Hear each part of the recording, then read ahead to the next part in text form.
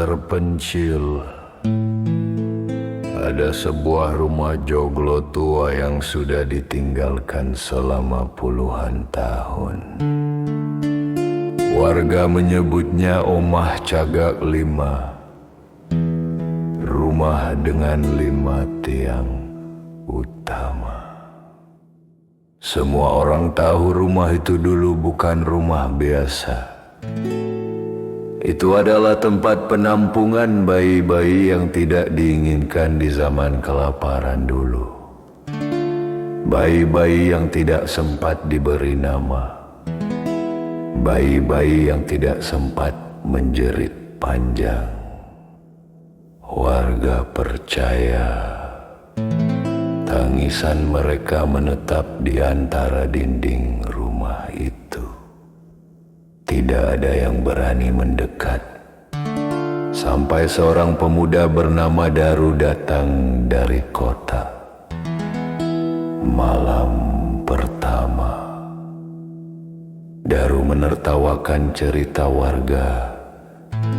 Ia bilang rumah itu cocok untuk proyek renovasi dan dijadikan villa.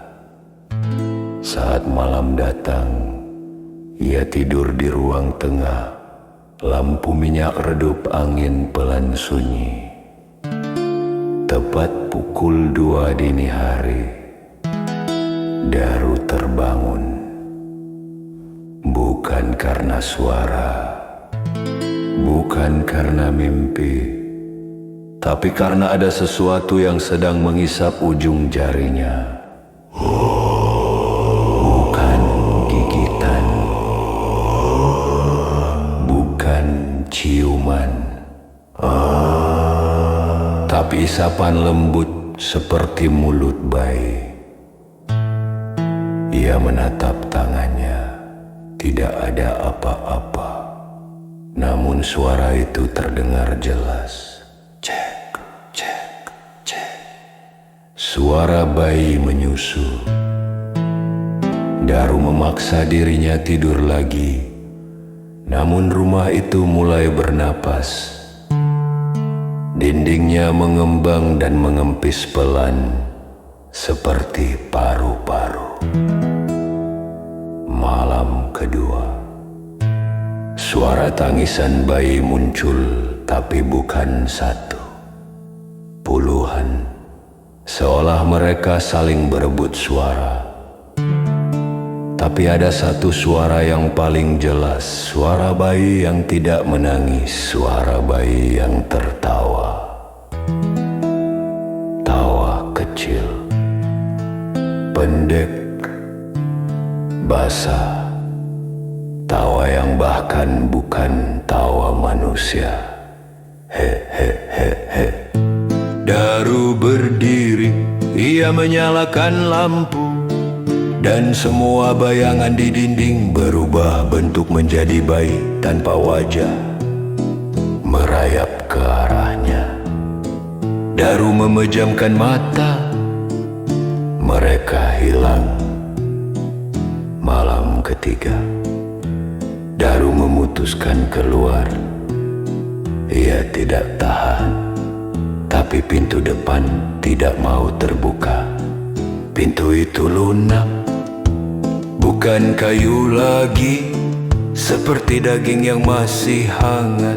Saat ia menekan permukaan pintu, itu terasa berdetak, seperti jantung. Rumah itu sedang hidup dan bernafas. Dan kelaparan. Daru mendengar sesuatu merangkak di atap. Pelan,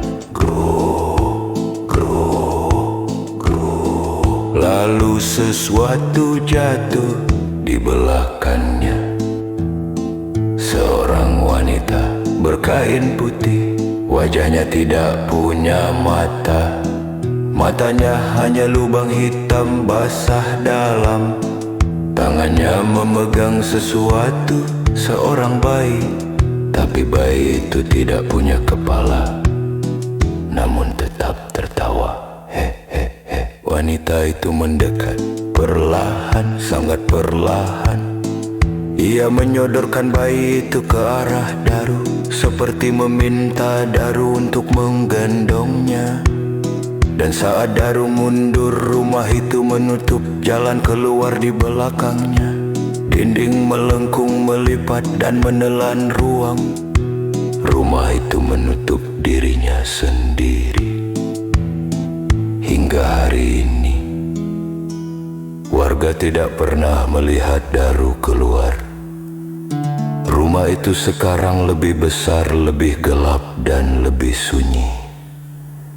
Kadang, ketika angin lewat setelah maghrib, orang-orang mendengar suara bayi menyusu dari dalam rumah. Pelan, basah, cek, cek, cek, dan di antara suara itu terdengar tawa kecil yang sangat dekat. Bahkan jika kamu hanya lewat di jalan,